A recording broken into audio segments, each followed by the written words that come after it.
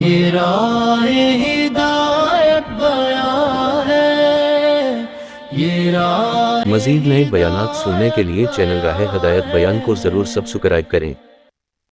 سمجھتے 4 مہینے دیتی محنت کا پتا ہو گیا اور لکھ لو میرے تو 5-4 مہینے ہو گئے اور میں تو بیرون بھی لگایا ہے اور میرے تو گھر والے بھی بیرون ہو کر آ گئے اور میرے گھر میں تو ہفتے والی تعلیم ہوتی ہے پابندی سے وقت لگاتا ہوں۔ ہم اس کو سمجھتے ہیں کہ میں کام کا حق ادا کروں، حالانکہ ہمیں سب کو حکم دیا گیا آمنو کما آمن الناس، ایسا ایمان لاؤ جیسا کہ صحابہ ایمان لے کر آئے۔ اس کا مطلب یہ حرکت نہیں ہے کہ جیسے صحابہ نے کلمے کے الفاظ دہرا لیے تم بھی دہرا لو تو تمہارا ایمان بھی ان کے جیسا ہو۔ اس کا مطلب یہ ہے صحابہ نے کلمہ پڑھ کے اس کلمے کے حق کو جس طریقے سے ادا کیا، اپنی جان کو دے کر، اپنے مال کو لگا کر اور اپنے گھر بار کو لگا کر اور اپنے آپ کو کھپا کر، ہر ناگواری میں، ہر ماحول میں، ہر قسم کی دشواری میں، ہر قسم کے خوف اور تنگی کے حالات میں صحابہ نے اس کام کے، اس کلمے کے حق کو جیسا ادا کر کے بتایا، تم بھی ویسا کر کے بتاؤ، تب یہ کہا جائے گا تم بھی صحابہ کی طرح ایمان لے۔ نہیں کہ خالی کلمے کے الفاظ دہرا لینے سے ہم ان کے جیسا ایمان لیا۔ جو کچھ کلمہ پڑھنے کے بعد انہوں نے کیا وہ سب ہمیں کرنا ہے، ہم سب اسی کے لیے بنائے ہیں۔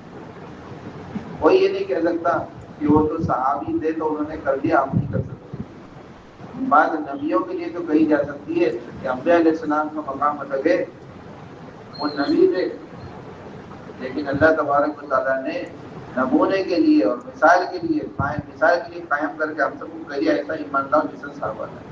اللہ تعالیٰ نے یہ نہیں کہا جیسا نبی لائے تم ویسا ایمان لاؤ، بلکہ فرمایا جیسا صحابہ لے کر آئے ویسا ایمان لاؤ۔ جو کچھ قربانی صحابہ دے کر گئے، جس سزا سے دے کر گئے، جیسا وہ حق ادا کر کے گئے، ایسا حق ادا کرنا یہ کام کا حق ادا کرنا۔ تو وہ کیا کرتے تھے؟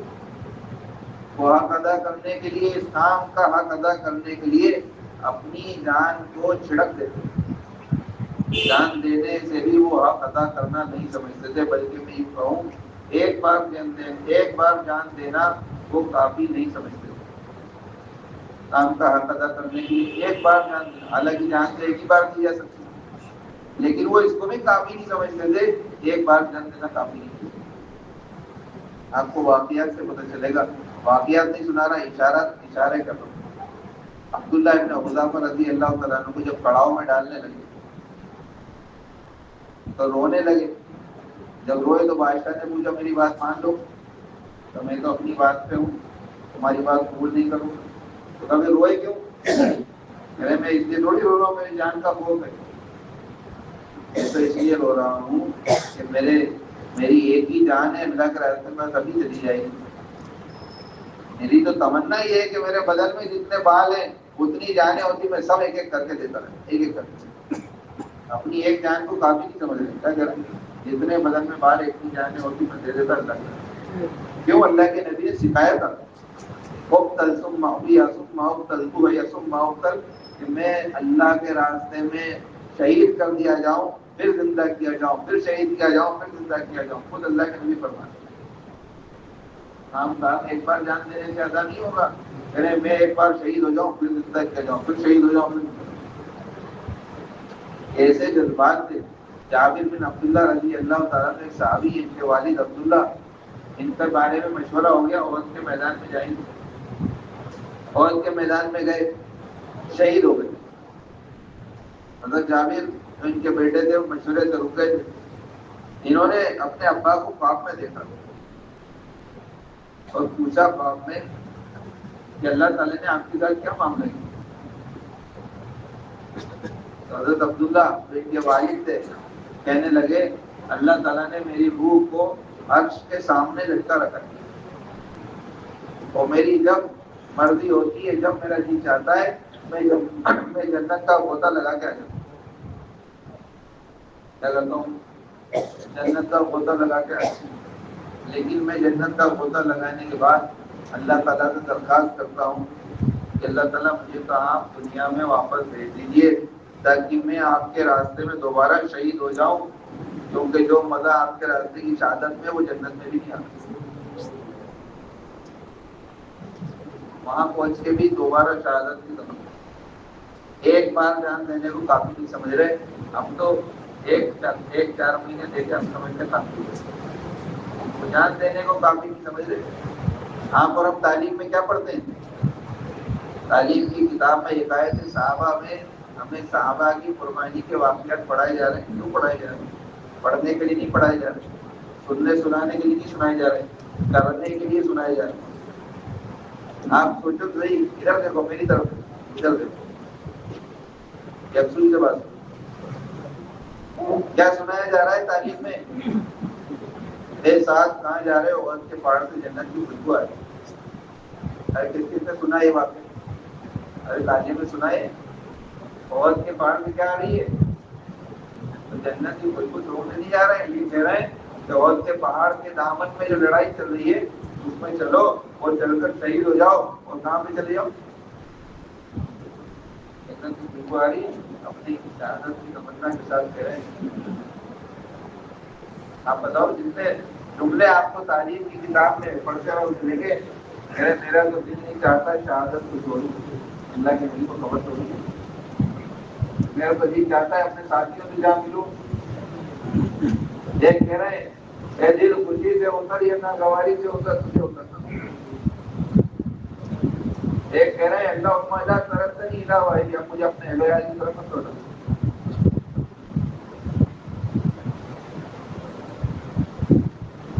مردوں کا تو ٹھیک ہے، عورتوں کا بھی یہ حال ہے۔ میں حرام بن رضی اللہ تعالیٰ تقاضا آنے پہ تشکیل ہو رہی ہے تو کہیں میرا نام لکھ دیجیے، دوسرے تقاضے میں بھی لکھ دیجیے۔ اللہ کے نبی فرما رہے ہیں پہلے بھی شہید ہو جاؤ،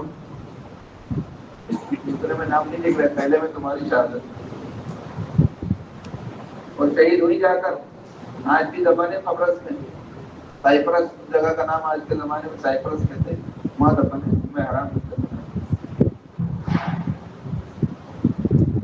حضرت حفصہ رضی اللہ تعالیٰ عنہ اپنے 4 جوان بیٹوں کو کہہ رہی ہیں، ایک کو نہیں، ہمارے جیسا نہیں، ایک چلا جائے اللہ کے راستے میں، باقی سب گھر میں رہے، ایک کے بعد ایک چلے جائے، باری باری سے جائے، یہ بھی چلے جائے تو غنیمت ہے، لیکن ہمارے جیسا نہیں۔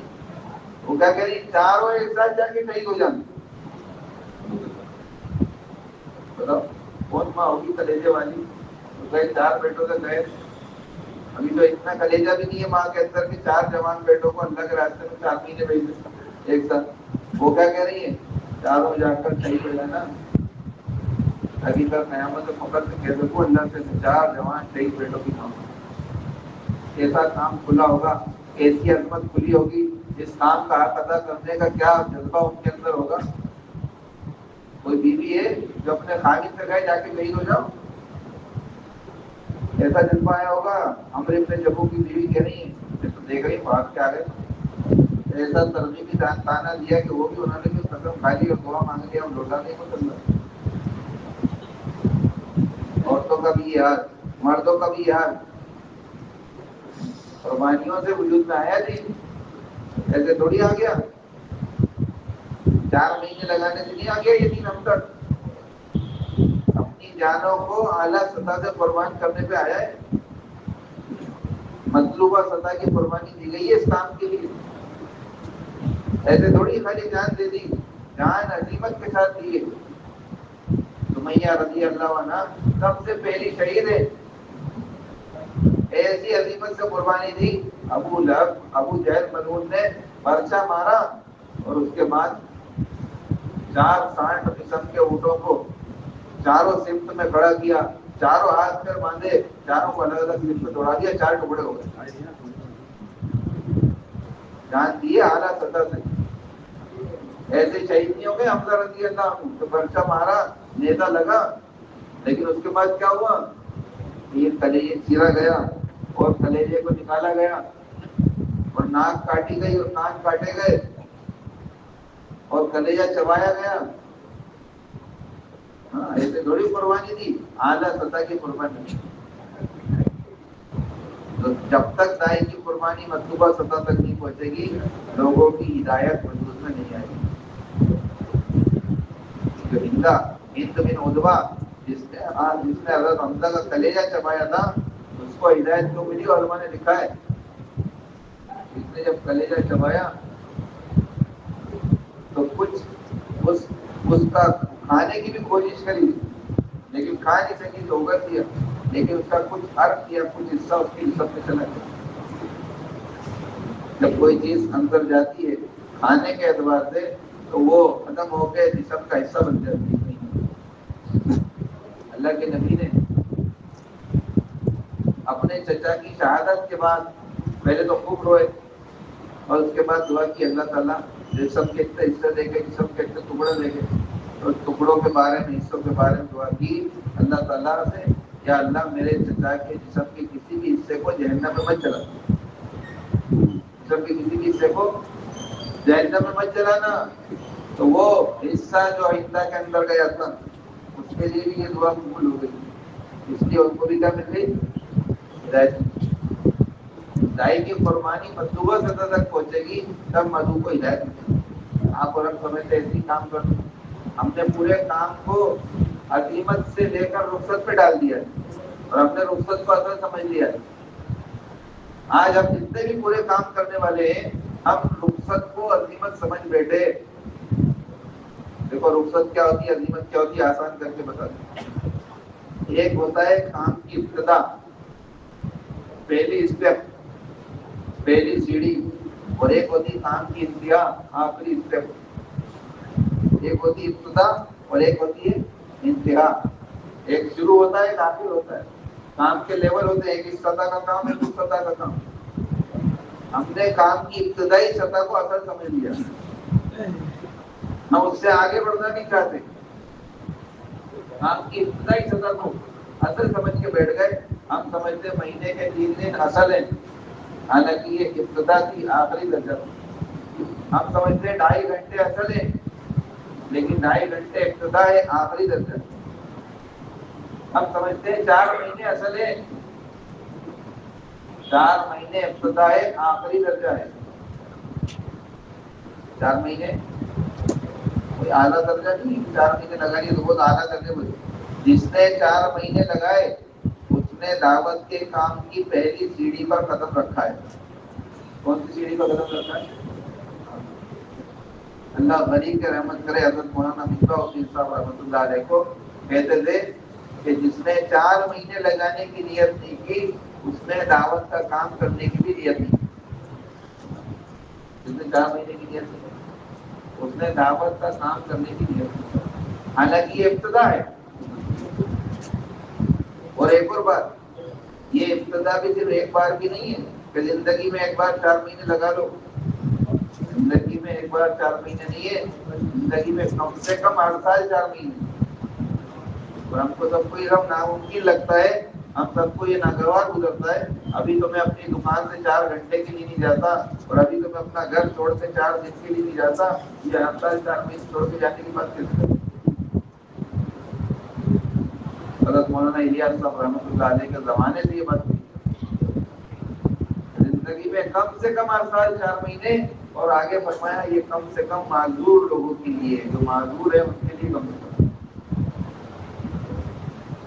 کام کو ہم نے عزیمت سے رخصت پہ ڈالا، اعلیٰ سطح کی قربانی دی جا رہی تھی، تب جا کے دین ہم تک پہنچا ہے۔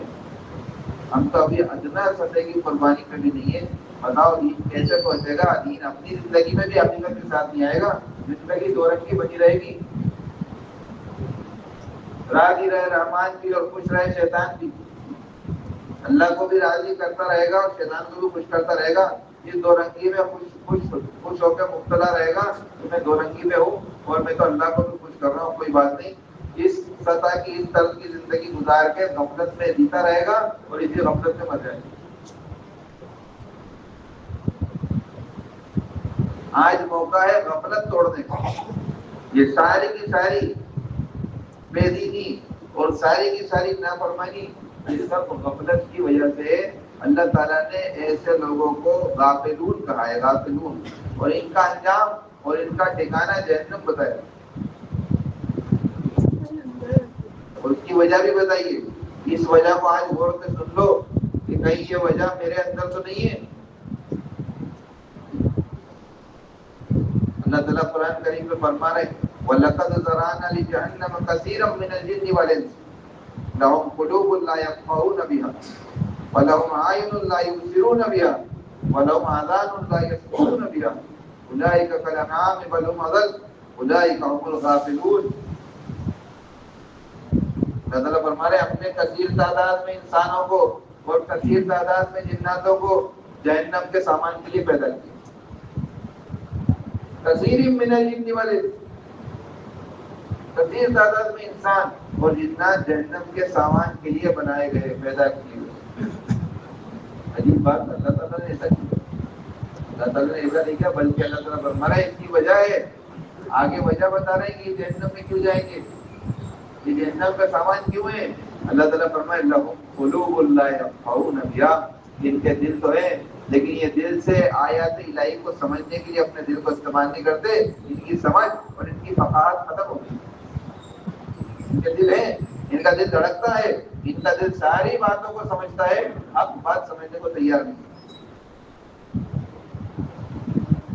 وَلَهُمْ أَعْيُنٌ لَا يُبْصِرُونَ بِهَا، ان کی آنکھیں ہیں، دور دیش کہے جاتے ہیں، دور کی نگاہ رکھنے والے کہے جاتے ہیں، سب کچھ دیکھتے ہیں لیکن ان کو اللہ تعالیٰ کی نشانیاں نظر نہیں آتی. آنکھیں ہیں، نشانیاں نظر نہیں آتی.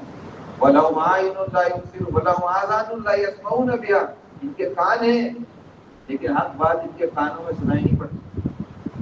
بظاہر سب کچھ سن رہے ہیں، دنیا کی چیزیں، دنیا کے سامان، دنیا کے سب کچھ سن رہے ہیں لیکن حق بات ان کے کان میں نہیں جا رہی، حق بات نہیں سن رہے. تین علامتیں بتائیں، دل ہے سمجھتے نہیں، آنکھیں ہیں دیکھتے نہیں، کان ہے سنتے نہیں. پھر کیا کہا اللہ نے آگے، اولئک کالانعام، جانور ہے جانور، بل هم اضل، بلکہ جانور سے بھی بدتر. اولئک هم الغافلون، اور یہی غفلت میں پڑے ہوئے لوگ. غفلت میں پڑے ہوئے لوگوں کی نشانی کیا ہے؟ ان کی آنکھیں ہونے کے باوجود اندھے بنے رہیں گے، کان ہونے کے باوجود بہرے بنے رہیں گے، اور دل ہونے کے باوجود ان کے دل سے ان کو کوئی بات سمجھ نہیں آئے گی، دل میں مہر ڈلے گی. میرے دوستوں، یہ ساری آنکھیں اور یہ سارا اندھا پن، یہ سب کا سب دور ہو جائے گا مرتے ہی.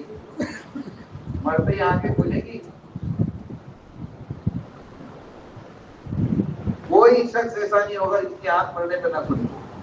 یہ مٹی کی آنکھ بند ہوگی، حقیقت کی آنکھ کھلے گی. حضرت علی رضی اللہ عنہ فرماتے تھے، بڑے مزے کا جملہ کہتے تھے، ہم سب سو رہے ہیں، ہم سب سو رہے ہیں، مریں گے تو جاگ جائیں گے. ہم سب سو رہے ہیں اور مریں گے تو جاگ جائیں گے. یہ ہمارا چلنا پھرنا، دیکھنا سننا، بولنا کھانا پینا، یہ غفلت کی نیند ہے. یہ کھلے گی کب؟ مرتی جاگے گا. کیا تھا انقریب یہ غبار اور دھند چٹے گا.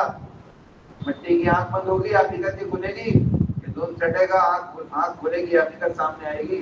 وہ اب پتہ چلا گدھے پہ سوار تھا، گھوڑے پہ سوار تھا، کیا کر رہا. وہ دن سب کھل جائے گا. سب جمع ہو رہے ہیں دھیرے دھیرے، ایک کے بعد ایک قبر میں جاتے جا رہے ہیں. 1000 سال پہلے بھی مردہ قبر میں گیا ہے، 500 سال پہلے بھی گیا ہے، 100 سال پہلے بھی گیا ہے، پچھلے دنوں میں بھی گیا ہے، کل بھی گیا ہے، آج بھی گئے ہیں اور کل بھی جاتے رہیں گے. اور ایک کے بعد ایک جمع ہوتے رہیں گے. یہ سارے مردے جمع ہو رہے ہیں. انسان مردوں کی شکل میں جمع ہوتی ہے، جس کو کہتے ہیں سیف ڈپازٹ میں جمع ہوتے جا رہے ہیں، جمع ہوتے جا رہے ہیں. ایک کے بعد ایک جمع ہوں گے اور پھر ایک دن آنے والا ہے جس دن سب کے سب ایک ساتھ کھڑے ہوں گے. جمع تو ایک کے بعد ایک ہو رہے ہیں لیکن کھڑے سب ایک ساتھ ہوں گے. بہت کا دن آئے گا. بندوں کے بعد سلور پیسہ امید الجدا سیدھا رب سلور. وہ دن آئے گا سب سور پھونکا جائے گا، سب کے سب اپنی اپنی قبروں سے کھڑے ہو جائیں گے. اپنے قبروں سے کھڑے ہوں گے، اپنے بدن سے مٹی جاڑیں گے، کہیں گے قالوا یا ویلنا من بعثنا من مرقدنا هذا ما وعد الرحمن وصدق المرسلون. جائے گا، آئے ہماری بدبختی، ہمیں کس نے جگا دیا، ہمیں کس نے اٹھا دیا. آ جائے گا هذا ما وعد الرحمن، یہ تمہارے رحمان کا وعدہ تھا، اس رحمان رب کا وعدہ تھا.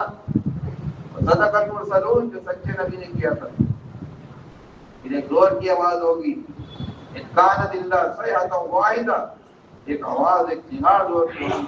فاذا هم جميع الذين منذرون، سب کو ایک جگہ جمع کر دیا جائے گا، جمع کر دیے جائیں گے. وَالْيَوْمَ لَا تَظْلِمُ نَفْسٌ شَيْئًا، اس دن کسی جان پر کسی نفس پر کوئی ظلم ذرہ برابر بھی نہیں کیا جائے گا. جو کچھ کر کے آئے بس وہی دیکھیں گے. وہاں جمع ہو جائیں گے اللہ کے سامنے سارا مجمع جمع ہوگا. دو اعلان ہوں گے. دو اعلان میں مجمع دو طرف چڑھ جائے گا. پہلا اعلان ہوگا سلام قولا من رب الرحیم، رب رحیم کی طرف سے سلامتی ہو. ایک مجمع چڑھ جائے گا الگ جس پر سلامتی ہوگی. جنتیوں کا مجمع الگ چڑھ جائے گا. اگلا اعلان ہوگا اللہ ہماری اس اعلان کا حفاظت فرمائے. وَقَالَ الْيَوْمَ أَيُّهَا الْمُجْرِمُونَ، اے مجرموں تم آج الگ ہو جاؤ. یہاں غور کرنے والی بات ہے. یہاں پہ یہ نہیں کہا اے مشرکو تم آج الگ ہو جاؤ، اے کافرو تم آج الگ ہو جاؤ. آج یہاں یہ کہا جا رہا ہے اے مجرموں تم آج الگ ہو جاؤ. اگر کافر ہے مشرک ہے یہ بھی مجرم ہے، لیکن کوئی مسلمان ہے نافرمان ہے یہ بھی مجرم ہے. تو مسلمان نافرمان ہے، جیسا جیے گا ویسا مرے گا، جیسا مرے گا ویسے ہی اٹھایا جائے گا. حضرت عمر رضی اللہ عنہ فرماتے تھے جیسے جیو گے ویسے مرو گے، جیسے مرو گے ویسے ہی اٹھائے جاؤ.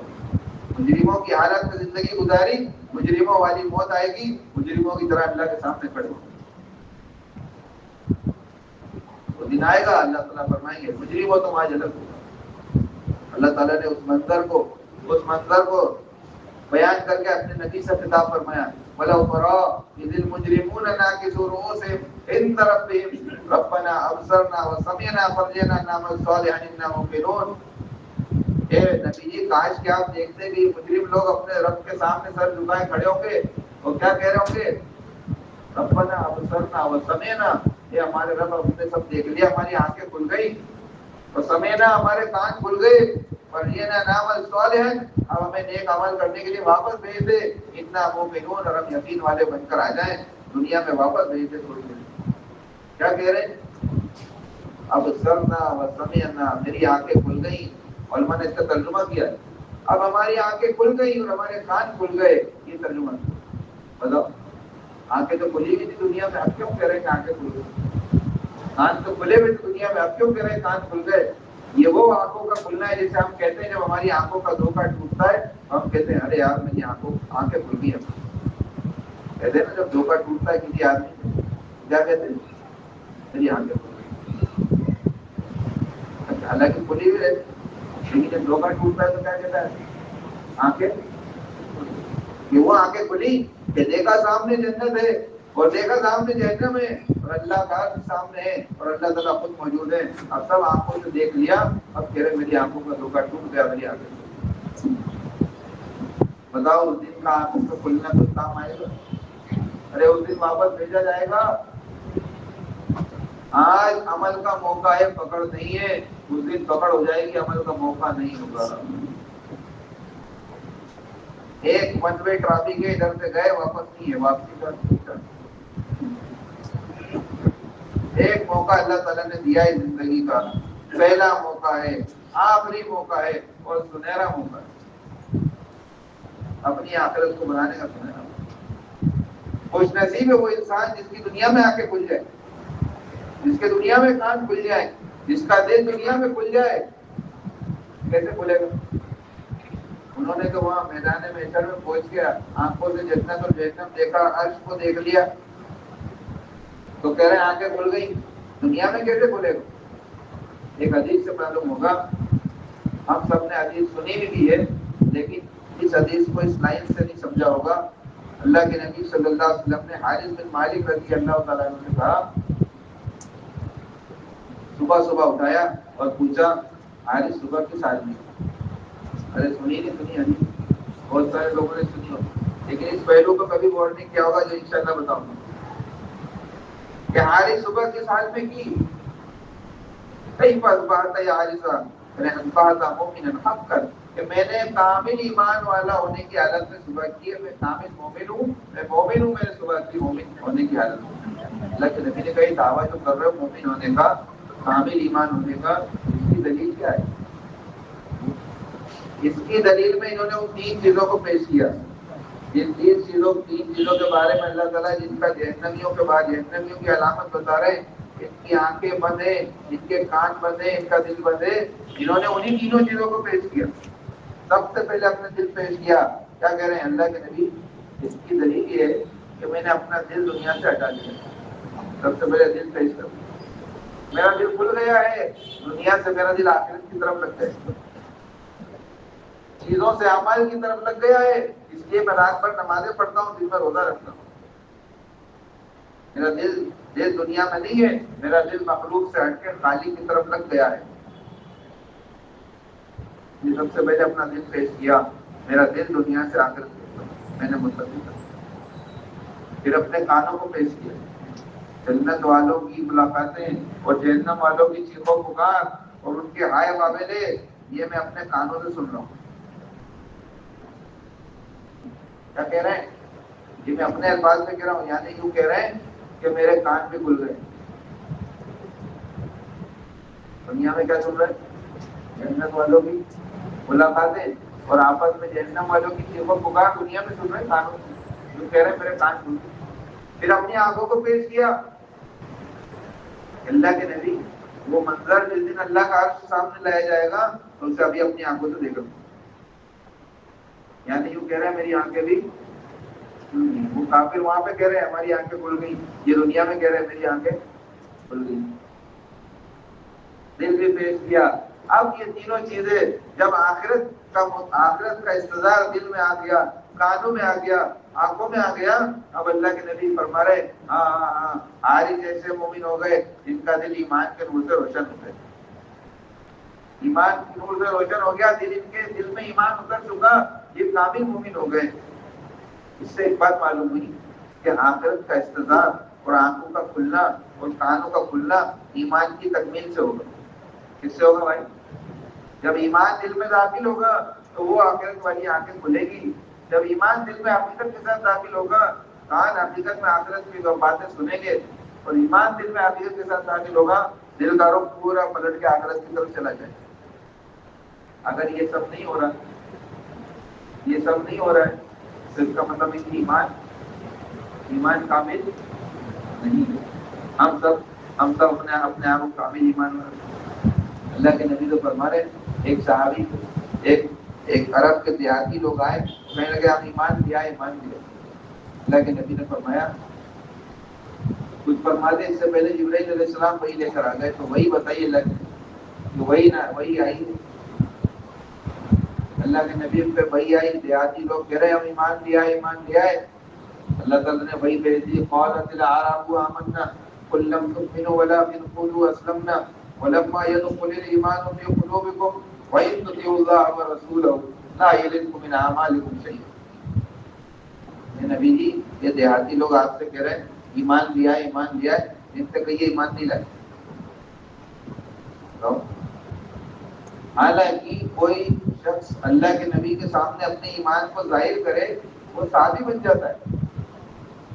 جو شخص اپنے ایمان کو اللہ کے نبی کی آیات میں ان کے سامنے ظاہر کرے کہ میں ایمان لے آیا، وہ صحابی بن جاتا ہے. بظاہر وہ صحابی کے درجے کو پہنچ گئے. اللہ تعالیٰ فرما رہے لم تؤمنوا، ان سے کہو ایمان نہیں لائے.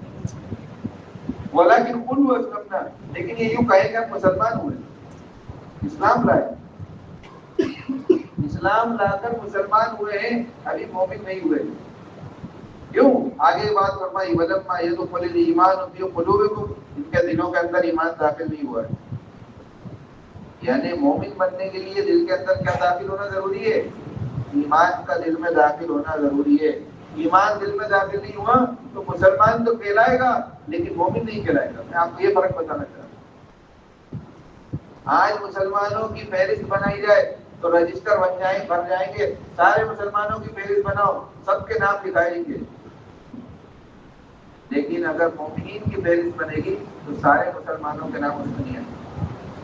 کیوں؟ ہر مومن تو مسلمان ہے لیکن ہر مسلمان مومن نہیں ہے. یہ بتانا چاہتا ہوں. ارے بات سمجھ میں آ رہی ہے؟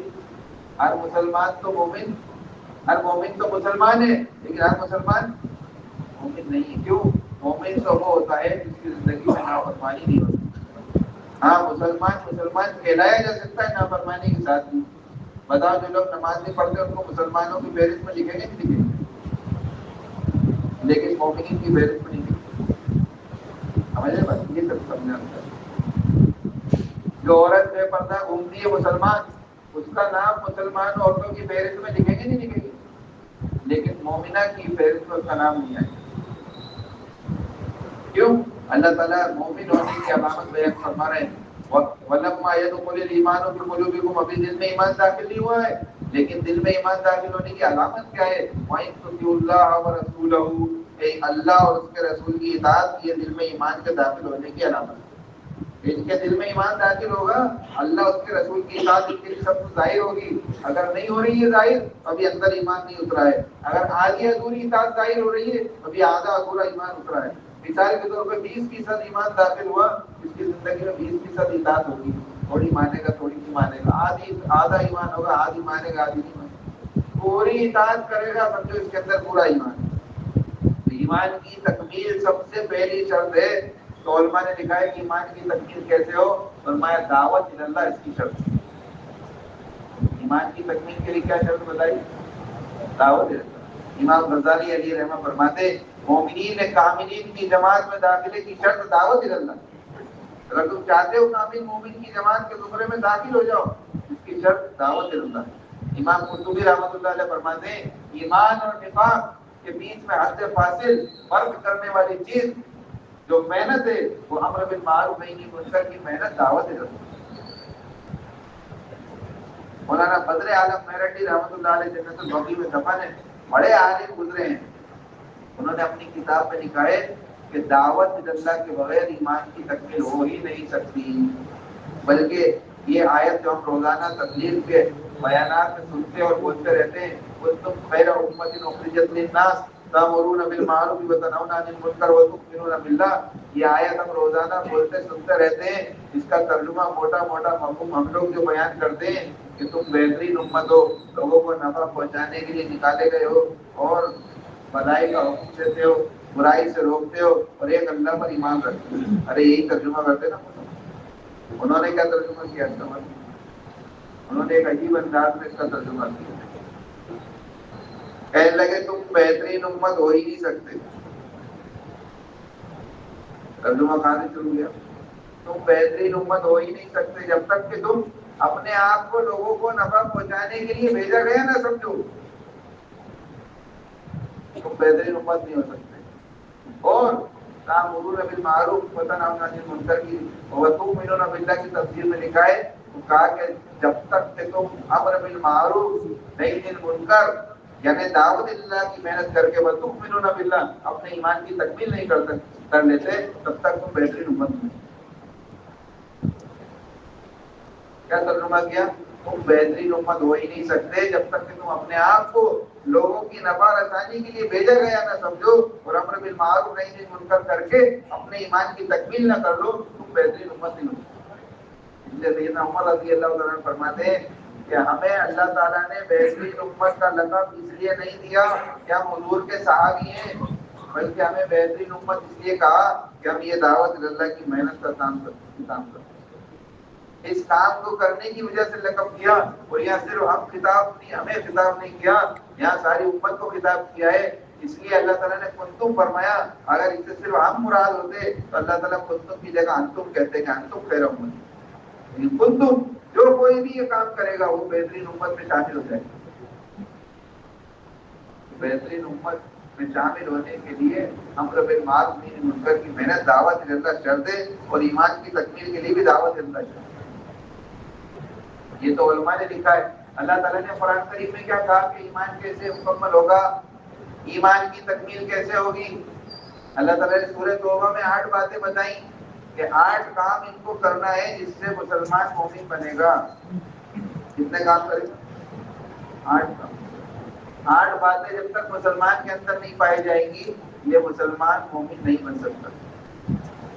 اللہ تعالیٰ سورہ توبہ میں ارشاد فرما رہے ہیں الطائبون العابدون الحامدون السائحون الراکعون الساجدون الآمرون بالمعروف والناهون عن المنکر والحافظون لحدود اللہ وبشر المؤمنین. 8 باتیں اللہ نے بتائی. مومن کی علامات، مومن کی صفات، مومن کے وہ اعمال جب یہ کر لے گا یہ مومن ہے. کون؟ الطائبون، سب سے پہلے وہ ہے مومن جو توبہ کرنے والا ہے. یا اس کو یوں کہیں کوئی مسلمان مومن بننے کی طرف پہلا قدم اٹھانا چاہتا ہے اس کا پہلا قدم توبہ ہے. پہلا قدم کیا ہے؟ جو کچھ نافرمانی اس کی زندگی میں ہو رہی ہے، یہ بے نمازی ہے نمازی ہو جائے، یہ خیانت کرنے والا ہے امانت دار ہو جائے، یہ جھوٹ بولنے والا ہے سچا ہو جائے. جو کچھ بھی اس قسم کی نافرمانی اس کی زندگی میں ہو رہی ہے اس کو چھوڑ کے توبہ کر لے، پلٹ جائے. اور ایک بات بیچ میں عرض کر دوں، توبہ اور استغفار میں فرق ہے. ہم استغفار کر کے سمجھتے ہیں ہم نے توبہ کر لی، استغفر اللہ استغفر اللہ استغفر اللہ کہنے سے گناہ معاف نہیں ہوتا. توبہ الگ چیز ہے، استغفار الگ چیز ہے. مثال سے بات سمجھ میں آئے گی. ایک شخص نے کسی کے پیسے چرا لیے. اب اس کو خیال آیا کہ پیسے چرانا اچھی بات نہیں ہے، غلط کام کیا، گناہ ہو گیا. اب یہ مسجد میں آئے، اس احساس کے ساتھ اور تسبیح لے کر بیٹھے اور 1000 بار استغفر اللہ استغفر اللہ استغفر اللہ پڑھ لے، تو بتاؤ اس کا چوری کا گناہ معاف ہو جائے گا؟ ارے ہو جائے گا. کیوں؟ چوری کے پیسے لوٹانا پڑیں گے، کیا کرنا پڑے گا. ایک آدمی بے نمازی ہے، نماز چھوڑتا رہتا ہے لیکن روزانہ 1000 استغفار کرتا ہے نماز چھوڑنے کے بدلے میں. بتاؤ اس کا نماز چھوڑنے کا گناہ معاف ہو جائے؟ استغفار سے نماز چھوڑنے کا گناہ، چوری کرنے کا گناہ معاف نہیں ہوگا. گناہ کو چھوڑ کر لوٹنا پڑے گا یا لوٹانا پڑے گا. تو سب سے پہلا قدم مسلمان کا مومن بننے کی طرف وہ توبہ ہے. یہ اپنی تمام قسم کی نافرمانی سے توبہ کرے، فرما بردار بن جائے اور اگلا کام کیا کرے؟ ان کے بعد فرمایا العابدون، یہ عبادت میں لگ جائے.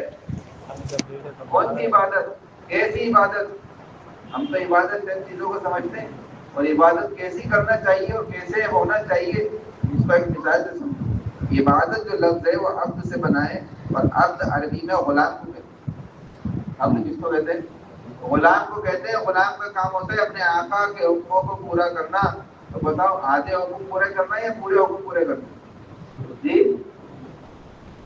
وہ غلام نافرمان غلام ہے جو آقا کے 10 حکموں میں سے 5 پورے کرے 5 چھوڑ دے. ارے فرما بردار نافرمان ہے. کیسی عبادت ہونا چاہیے اس سے مثال سے بات سمجھ میں آئے گی. ایک شخص آپ کے پاس آئے اور آپ سے کہے میں آپ کی غلامی کرنا چاہتا ہوں. آپ اس سے مجھے کیا کام کرو گے؟ وہ کہے جو بولو گے وہ کروں گا، جو کام بولو گے کروں گا. کتنی دیر کرو گے؟ وقت کتنا دو گے؟ 24 گھنٹے دوں گا. جو بولو گے وہ کروں گا اور 24 گھنٹے دوں گا.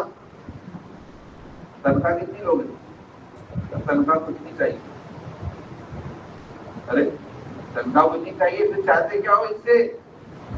میں چاہتا ہوں آپ خوش رہو، میں چاہتا ہوں آپ راضی رہو. بتاؤ ایسا غلام کس کو چاہیے ہوئی؟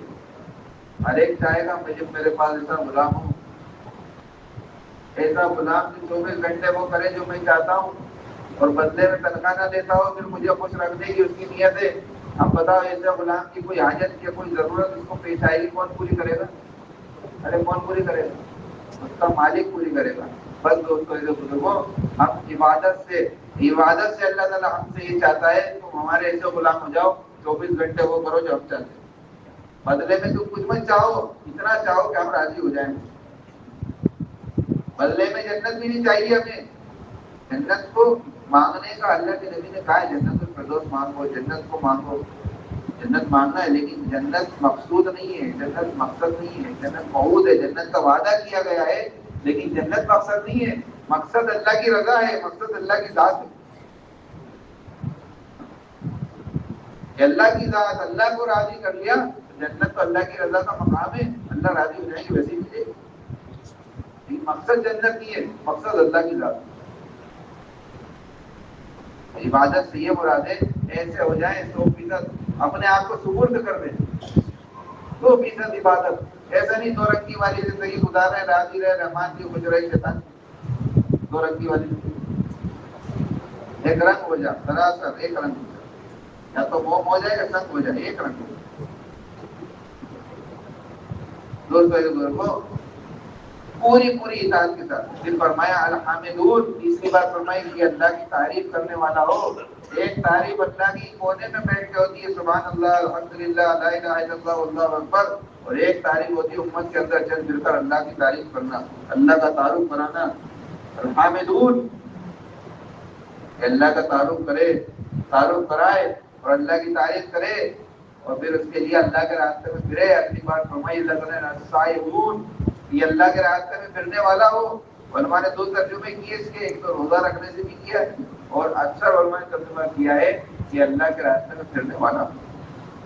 ایک صحابی حضور کے پاس آئے، کہنے لگے اللہ کے نبی مجھے اجازت دیجیے، میں سیاحت کو جانا چاہتا ہوں. سیاحت کہتے ہیں گھومنے پھرنے، پکنک پہ جاتے ہیں سیر سپاٹے کو، موج مستی کو تھوڑا ہالیڈے بنا دیں، سیاحت اس کو کہتے ہیں عربی میں. تو صحابی نے کہا اللہ کے نبی میرا دل سیاحت کو جانے کو چاہتا ہے. اللہ کے نبی نے فرمایا میری امت کی سیاحت اللہ کے راستے کا جہاد ہے.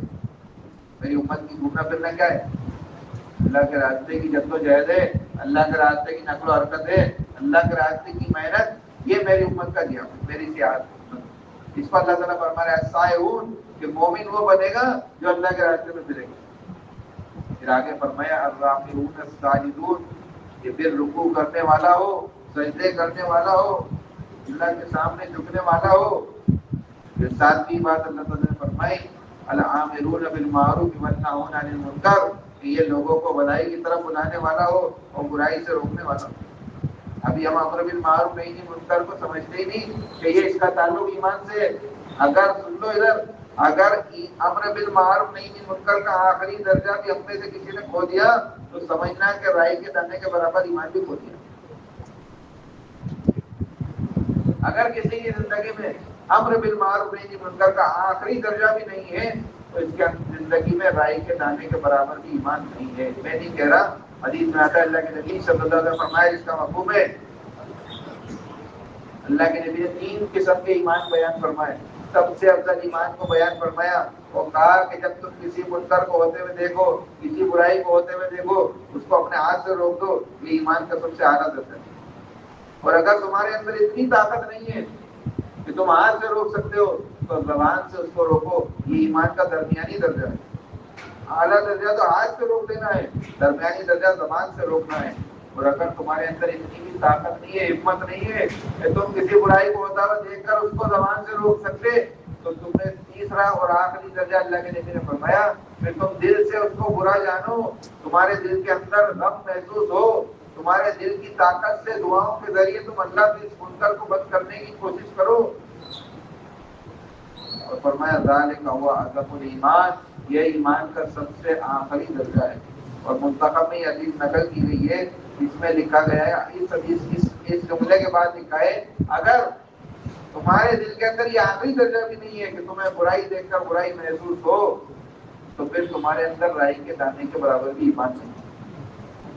آپ بتاؤ کتنے بے نمازیوں کو اپن دیکھتے ہوئے نماز پڑھنے آ جاتے ہیں بغیر دل میں غم لیے.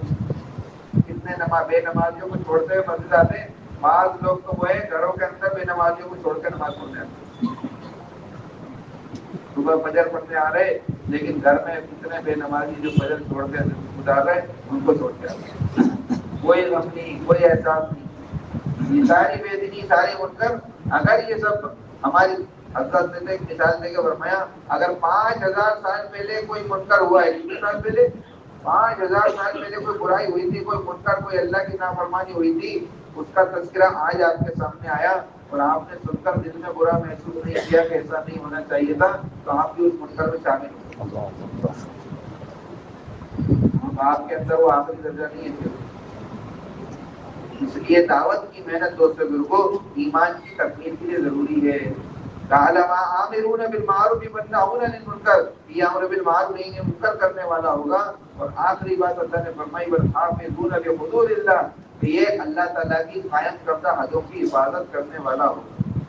جو حدود اللہ تعالیٰ نے قائم کیے، یہ نہیں کھانا، یہ نہیں پینا، یہ نہیں پہننا، یہاں نہیں جانا، جو حدود اللہ تعالیٰ نے قائم کیے، مومن وہ ہوگا جو ان حدوں کی حفاظت کرے گا، ان حدوں کو پار نہیں کرے گا. لیکن مسلمانوں کی زندگی کیسی گزر رہی ہے؟ ان حدوں کو پار کر کے گزر رہی ہے. جن چیزوں کو کھانے سے منع کیا وہ کھا رہے، جس کو پینے سے منع کیا وہ پی رہے، جس کو پہننے سے منع کیا وہ پہن رہے۔ حدیث میں آتا ہے مالک بن دینار رحمۃ اللہ علیہ کے حوالے سے کتاب الزہد میں امام احمد بن حنبل نے یہ حدیث نقل کی، اور الحلیہ ایک کتاب ہے حدیث کی، اس میں ابو نعیم نے نقل کی۔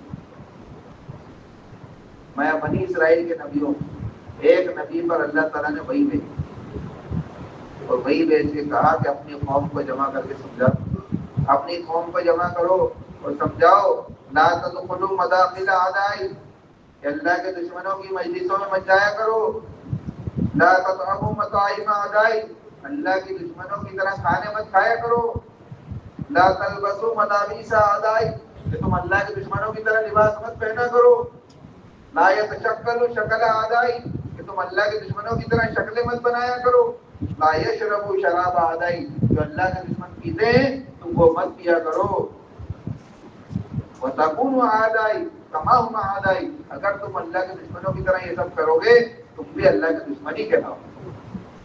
مسلمانوں کی اکثریت غیروں کے لباس اللہ کے دشمنوں کے لباس میں فخر سمجھ رہی، غیروں کے طریقے پہ زندگی گزار رہی، چہرے ان کے غیروں کی طرح، لباس ان کے غیروں کی طرح، کھانے پینے ان کے غیروں کی طرح، اللہ کے دشمن بن کے زندگی گزار رہی۔ زندگی میں سنتیں نہیں ہیں، نماز پڑھ رہا ہے بغیر سنت کے، اگر سمجھ لو یہ اس حدیث کی روشنی میں اللہ کا دشمن بن کے نماز پڑھ، سنتوں کو میں کہ سنتوں کے خلاف سنت زندگی گزارنے والا یہ کفر کا دائی ہے، کفر نے اس کے دلوں میں جڑیں پکڑ رکھی۔ یہ کیسے دور ہوگا؟ یہ ساری چیزوں کا علاج کیا ہے؟ دعوت اللہ اس کا علاج ہے، کیونکہ دعوت اللہ سے ایمان کی تکمیل ہوگی، اور جب ایمان کی تکمیل ہوگی تو زندگی سے نافرمانی نکل جائے گی۔ اللہ کے نبی نے اس کا طریقہ بتایا، اعمال نبوت کو مسجدوں میں قائم کر کے ایمان کی تکمیل کا سبب بتایا۔ اللہ تعالیٰ خود فرما رہے انما یامر مساجد اللہ من آمن باللہ والیوم الآخر، ایمان اللہ پر اور ایمان آخرت پر ان لوگوں کا ہوگا جو اللہ کی مسجدوں کو آباد کریں گے۔ دعوت اللہ کی محنت میں آپ کو 24 گھنٹے مسجد کی آبادی کی محنت کیوں بتائی جا رہی؟ کیا ہے 24 گھنٹے مسجد کی آبادی کی محنت؟ کیوں کرنا ہے مسجد میں 24 گھنٹے آباد؟ 24 گھنٹے اعمال نبوت سے مسجد کو آباد کریں گے تو لوگوں بستیاں مدینہ منورہ کی طرح نمونہ بن جائے گی۔ یوسف صاحب فرماتے تھے رحمۃ اللہ علیہ کہ جب تم اپنی مسجدوں کو مسجد نبی کی طرف پر اعمال نبوت سے آباد کرو گے تمہاری بستیاں مدینہ منورہ کی طرح نمونہ بن جائے گی۔ اللہ کے نبی نے علاج بتایا۔ 3 قسم کے لوگ ہم نے شروع بات جو کی تھی اس میں 3 قسم کے لوگ بتائے تھے۔ ایک قسم وہ ہے جو جس کو کچھ معلوم ہی نہیں، ایسے لوگ بھی دنیا میں ہیں جو بات سننا ہی نہیں چاہتے، اس طرف آنا ہی نہیں چاہتے۔ اللہ کے نبی نے ایسے لوگوں کا علاج بھی منظور بتایا۔ ایسے لوگ بھی ہیں جنہوں نے قسم کھا رکھی ہے کہ جان دے دیں گے پر ایمان نہیں لائیں گے، جان دے دیں گے پر ایمان نہیں لائیں گے، قسم کھا رکھی ہے۔ ایسے لوگوں کا بھی علاج اللہ کے نبی نے منظور۔ ایسے لوگ بھی ہیں جو بات کو سنتے تو ہیں مانتے نہیں ہیں پوری طرح، ہاں بات ٹھیک ہے آپ کی، ہم مسلمان ہیں لیکن عمل نہیں کرتے، پورے عمل کرنے پر راضی نہیں ہوتے۔ ایسے لوگوں کا بھی علاج اللہ کے نبی نے۔ دیکھو سب سے پہلے وہ تو ان کا مثال حضرت طفیل ابن عمرو دوسی کی طرح ہے کہ وہ مسجد نبی میں وہ اللہ کے نبی صلی اللہ علیہ وسلم کے پاس آئے، یہ معلوم کرنے کے لیے، یہ پتہ کرنے کے لیے کہ دیکھو میں کیا کرتے ہیں۔ لوگوں نے تو منع کیا تھا ان کی بات سننا مت، وہ کانوں میں روئی ڈال دی کہ بات سننا ہی نہیں ہے تو اثر ہوگا نہیں۔ کان میں روئی ٹھوس کر مسجد میں آئے، اور جب مسجد میں داخل ہوئے، داخل ہوتے ہی دل بدل گئے، داخل مسجد میں قدم رکھتے ہی دل میں بات آئی کہ وہ کان میں تو روئی نکال لی، میں تو کلام کے تمیز کو سمجھتا ہوں، کیا صحیح ہے کیا غلط ہے میں سمجھتا ہوں، میں سنتا تو ہوں کیا کہتے ہیں، صحیح ہوگا تو قبول کر لوں گا، نہیں ہوگا تو رد کر دوں گا۔ مسجد میں داخل ہوتے ہی بات سننا نہیں چاہتے تھے، مسجد میں داخل ہوئے، کان میں سے روئی نکالی، بات سن لی، قبول کری۔ روایت میں آتا ہے 80 خاندانوں کو اسلام میں لانے کا سبب بنے۔ کتنے خاندانوں کو؟ جو بات سننا نہیں چاہتا تھا اس کا علاج مسجد میں ہوا.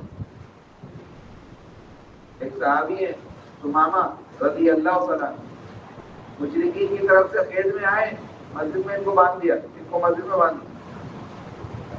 اللہ کے نبی نے حال پوچھا کیا حال ہے ثمامہ، اسلام قبول کر لو. کہنے لگے قتل کر دو مجھے لیکن قبول نہیں کروں.